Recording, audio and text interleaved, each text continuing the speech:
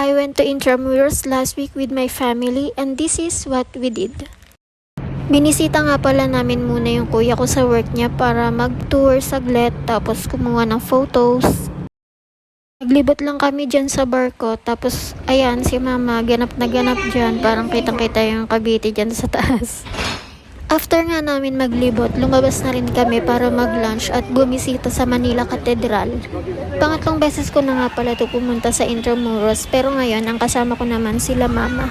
Di na rin nga pala kami nagtagal sa loob ng simbahan tapos nag-decide na kami pumunta sa Fort Santiago. Ang dami nga palang kalesa dito kasi ang mahal kaya lakad-lakad na lang, ganun. 75 pesos nga pala yung entrance fee dito tapos kapag senior citizen tsaka student 50 pesos lang. Need mo din pala ipakita yung ID mo dito para ma-avail mo yung discount nila. Dito nga pala sa may bandang dulo matatanaw mo na din dyan yung bridge na nagko-connect sa Binondo at Intramuros. Pumasok na rin pala kami dito sa dungeons. Tingnan na naman si mama, parang walang rayuma. Highly recommended din naman talaga na bumisita sa ganitong lugar para marami kang matutunan tungkol sa history nila.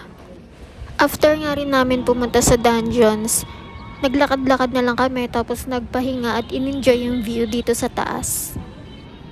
Medyo pagabi na rin pala nito kaya nag-decide na din kaming lumabas. Nanood na rin nga pala kami na nagpe-perform ng cultural dance.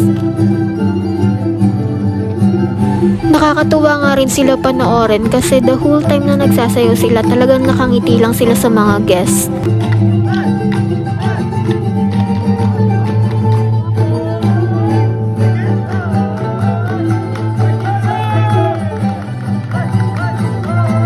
After nga rin pala namin manood ng performance nila, dumiretso na rin pala kami sa MOA para manood ng fireworks. Pagtapos nga namin manood ng fireworks ay umuwi na rin kami. Yun lang naman. Bye!